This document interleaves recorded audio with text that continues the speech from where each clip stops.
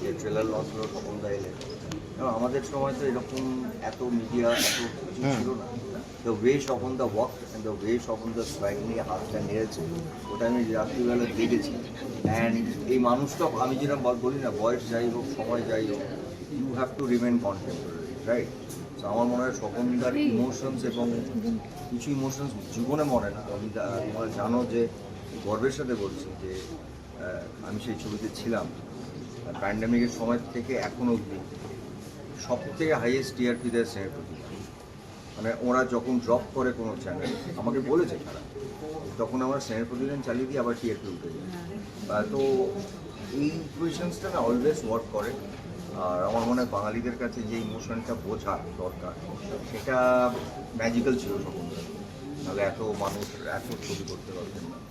এবং একটা সময় আমাদের ছিল, আমি একটা সময় বলতে বাধ্য হয়েছিলাম যে আমাদের এখানে দুটো সরকারের বড় প্রতিষ্ঠা ছিল, একটা টেকনিশিয়ান স্টুডিও এবং আমি অনেক দিন আগে কথা বলছি, একটা রূপায়ণ।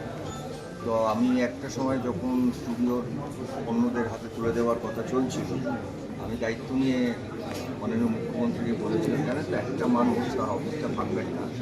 গত 15 বছর ধরে ওখানকার যত স্টাফ তাদের মানে যারা টেক কেয়ার করেন স্টুডিওটা বা রূপায়ণটা, একটা লোক চালিয়ে প্লিজ তারা অফিসটা ভাঙবেন না, কারণ এই মানুষগুলোর অবদানটা ওপর থেকে বোঝা যায়। তো স্বপনদাই এরকম মানে একটা institute, in a way institute. এখনও স্বপনদাকে সিনিয়র বলি, আমি তো সবার সাথে কথা বলি, অসম্ভব রেসপেক্টও করে, ভালো।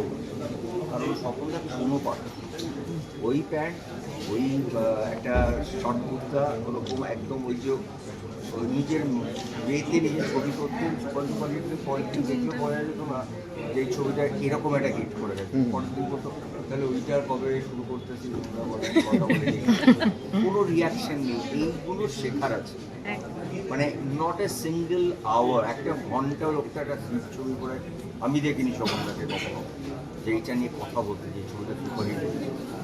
পরেরটা তুমি কী করুক, কখন করবো দেখতে দেয়। সেই সময় তোমার আর স্বপনদার যে ডিউটির বা যে ইউএসপিটা ছিল, যে যে সাফল্য দিত, আজকে তার কোন জায়গাটা অভাব বলে সেই জিনিসটা আমরা ফিরে পাই না। অভাব নেই, আমার সিনেমার প্যাটার্ন পাল্টে গেছে, ছবির ফলন পাল্টে গেছে, এক্সিবিশন পাল্টে গেছে, রিলিজের প্যাটার্ন পাল্টে গেছে। আমাদের একটা ছবি যখন রিলিজ করতো কলকাতাতেই মিনার বিজলি চলে 3টে করে শো, গ্রামেগঞ্জে 1টা শো, 4টে শো, 7টা শো। এই ছবিগুলো 25, 30, 40 সপ্তাহ চলছে, মানে 3টে করে শো এক একটা। এখন তো পুরো প্যাটার্নটা পাল্টে গেছে। সেই প্যাটার্নের সাথে আমাদের আবার দায়িত্ব সেটাকে অ্যাডাপ্ট করা। মানে আমরা কী করতাম ওটা ইম্পর্টেন্ট। আমি মনে করি এখন কী হয়, আমি কি সেইটার সঙ্গে থাকতে পারি, সেটা ওই স্বপনদা আরও পারবেন। কারণ স্বপনদা এত ফ্লেক্সিবল আর এত বুদ্ধিদীপ্ত মানুষ, আমি বলব। মানে অনেককে আমি বলতে শুনেছি, ওনার যারা বেস্টেস্ট অফ দ্য টেকনিশিয়ানস, লোকটার মাথায় একটা কিছু আছে। ওনার এডিট সেটটা নিয়ে না, একটা ছবিকে উনি পুরোটা দেখতে পারেন যে ওরা কি এডিট করবে, মানে এটা ওনার মাথাতেই আছে।